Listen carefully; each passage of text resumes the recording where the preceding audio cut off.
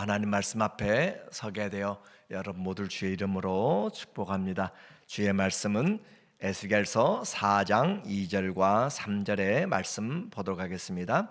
그 성읍을 에워싸되 그것을 향하여 사다리를 세우고 그것을 향하여 흙으로 언덕을 쌓고 그것을 향하여 진을 치고 그것을 향하여 공성퇴를 둘러 세우고 또 철판을 가져다가 너와 성읍 사이에 두어 철벽을 삼고 성을 포위하는 것처럼 에워싸라. 이것이 이스라엘 족속에게 징조가 되리라. 아멘. 오늘은 선지자와 예언이라 라고 하는 주제로 말씀을 같이 나누도록 하겠습니다. 1장부터 3장까지 에스겔서는 1장부터 48장까지인데 1장부터 3장까지는 부름받는 그런 사명의 소명을 이 에스겔에게 하나님이 말씀하세요. 그래서 내 생물에 기이한 하나님의 영광을 보여주면서 내 생물 바퀴 달린 그런 수레를 타고 또 움직이는 그런 내 생물과 내 생물이 받들고 있는 궁창, 그리고 그 궁창 위에 있는 보좌, 그리고 그 보좌에 앉아 계신 사람 인자의 그 목소리를 통하여서 부르심을 입는 에스겔, 그리고 하나님이 이 에스겔을 이스라엘의 파수꾼으로 세웠습니다.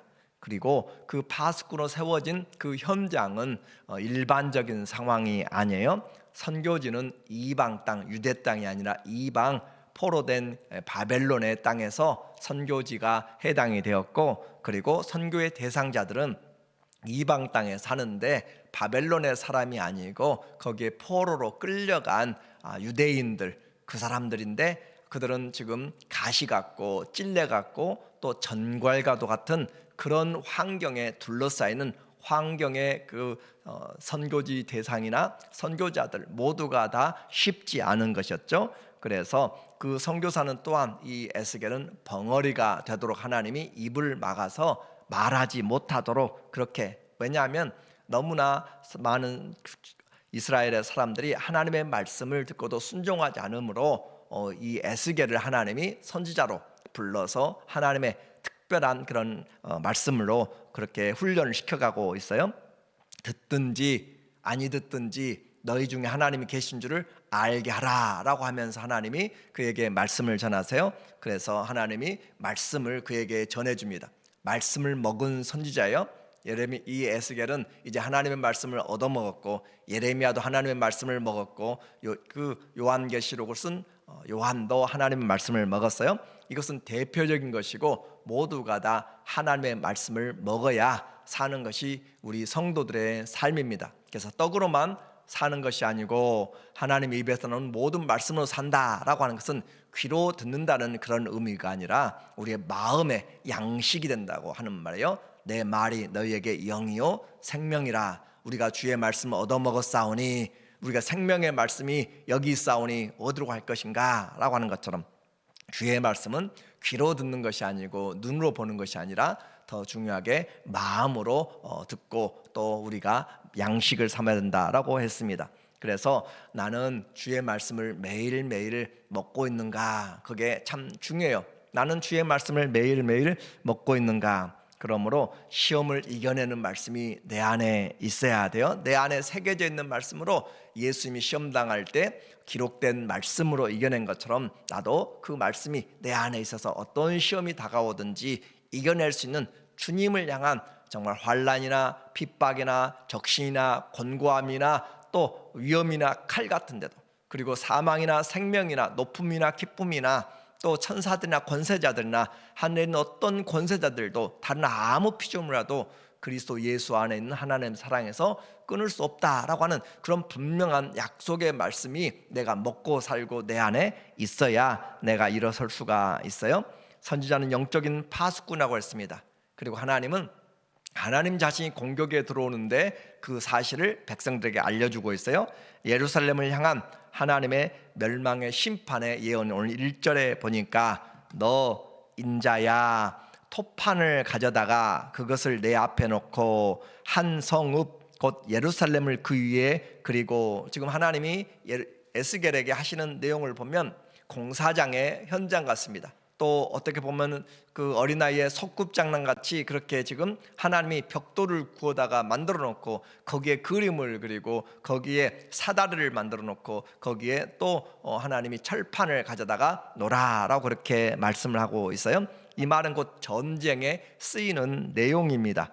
벙어리 된 에스겔에게 지금 행동으로 열심히 지금 사람들이 보는 앞에서 이것을 만들고 저것을 만들고 그렇게 사람들이 볼 때 도대체 저 이상한 괴짜 선지자가 뭘 하고 있을까 쳐다보고 있으니까 점점 형태가 갖추어가요. 그림을 점점 그리는데 그것이 이것이 예루살렘의 신성이다 라고 그렇게 알 수 있을 정도로 그렇게 만들어가는 것이에요. 그런데 그 상황이 좀 충격적이게 전쟁의 상황이라는 것이죠. 성을 만들어 놓고 거기에 사다리를 성들을 올려놓고 그리고 거기에 공성태 성의 문을 깨뜨리는 그런 커다란 그 공성태의 무기를 가져다가 거기다 만들어 놓고 조그만하게 그렇게 지금 자재들로 만들고 있는 소품이잖아요.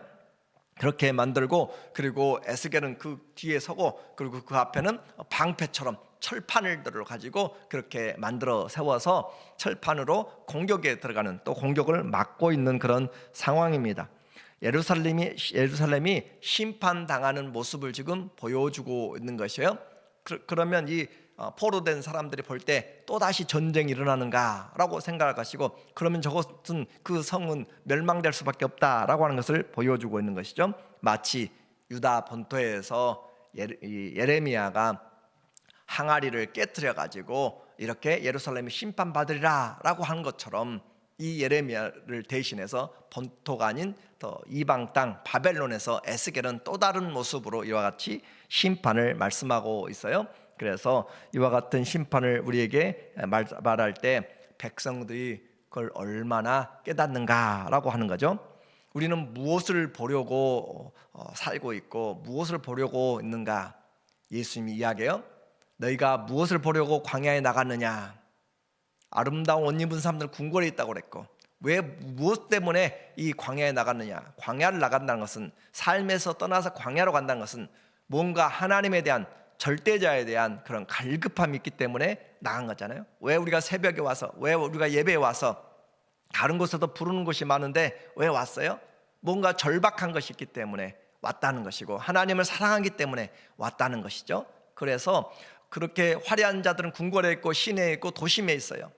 그러나 광야에 나온 것은 선지자를 찾으러 왔고 하나님을 만나러 왔다라고 하는 거예요. 그래서 우리는 무엇을 보려고 살고 있고 또 무엇을 들으려고 하고 있는지, 성도는 그래서 오직 성경만이 아니라 성경을 통하여서 세상을 봐야 하나님이 맡기신 사명을 아는 거예요. 다른 사람들처럼 먹고 마시는 것 같아요. 그러나 목적이 다른 것이에요.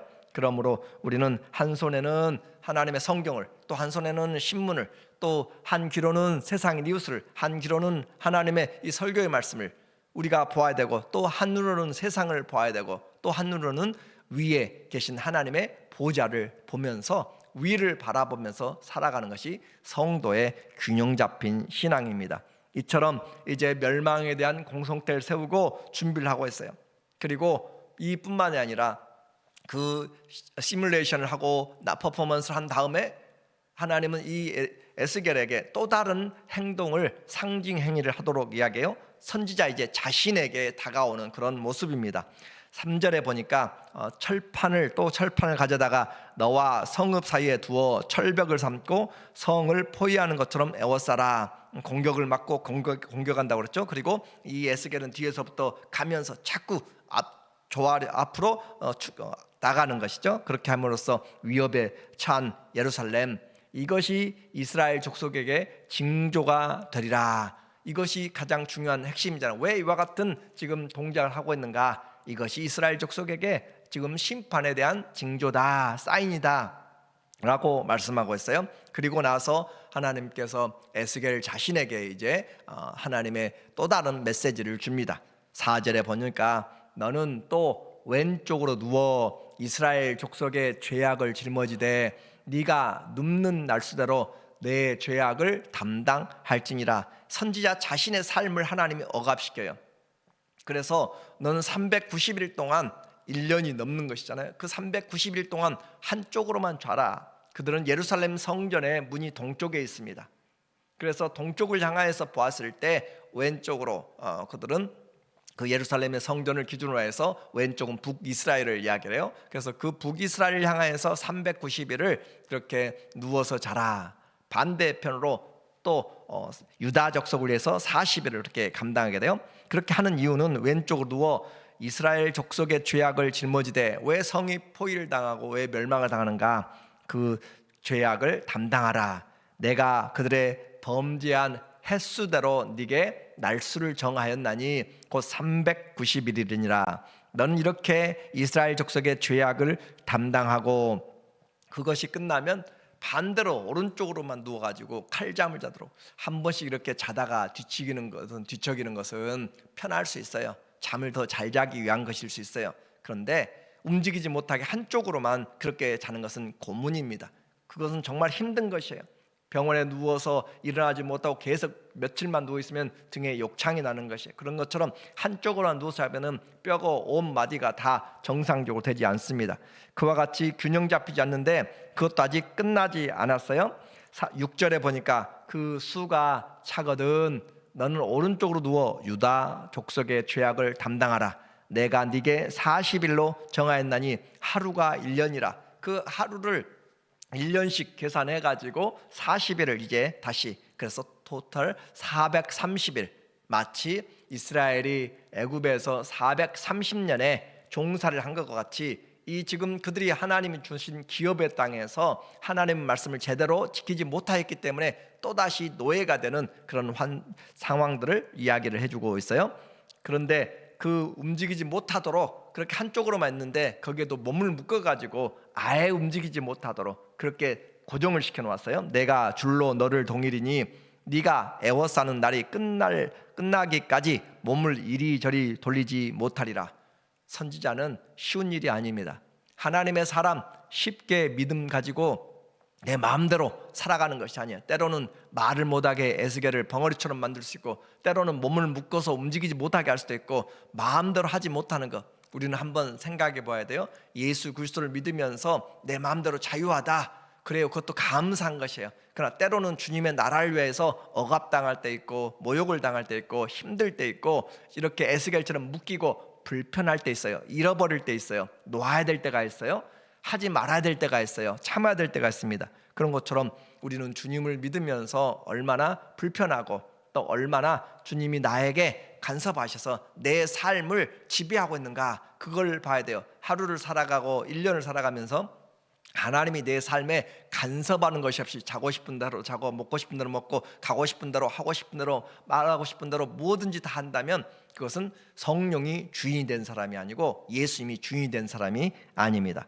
이와 같이 그들이 살아가는데 주님께서 이걸로 또 끝나지 않았어요. 이렇게 움직이지 못한 상태로만 그렇게 있는 것이 아니라 그의 일상에 먹고 사는 문제까지 하나님이 간섭을 하십니다. 10절에 보니까 너는 음식물을 달아서 하루에 20세겔씩 220g 정도 되니까 햇반 하나 정도 되는 사이즈 같아요. 그래서 때를 따라 먹고 물도 6분의 1흰씩, 그래서 0.5 생수병 하나 550리터잖아요. 500ml잖아요.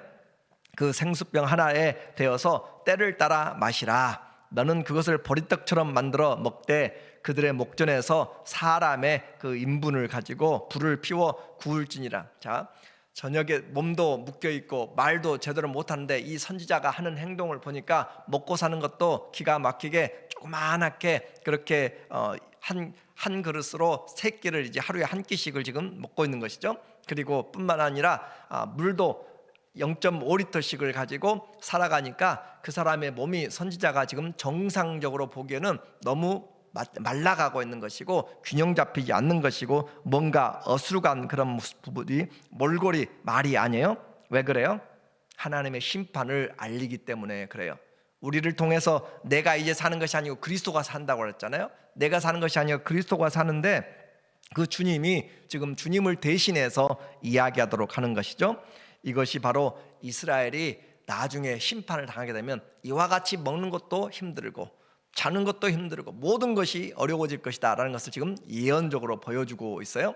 사람의 인분을 가지고 그 떡을 만들어서 불 피워서 만들어 먹는 것은 너무나 이 에스겔에게 가혹한 일이었습니다. 그래서 주님, 나는 어려서부터 지금까지 부정한 일, 더러운 일들을 하지 않았습니다 라고 하소연함으로써 이제 쇠똥으로, 소의 똥으로 그렇게 구워서 먹도록 하나님이 은혜를 베풀어 주셔서 날마다 에스겔이 하는 일이 그래요. 날마다 그렇게 칼잠을 자고 날마다 그렇게 작은 것으로 또 소똥을 가지고 구워서 먹고 있는 그런 모습이죠. 그렇게 이제 이와 같이 하는 이유가 분명하죠. 16절에 내게 이르시되 인자야, 내가 예루살렘에서 의뢰하는 양식을 끓으니 백성이 근심 중에 떡을 달아 먹고 두려워 떨며 물을 베어 마시다가 떡과 물이 부족하여 피차에 두려워하여 떨며 그 죄악 중에서 쇠폐하리라.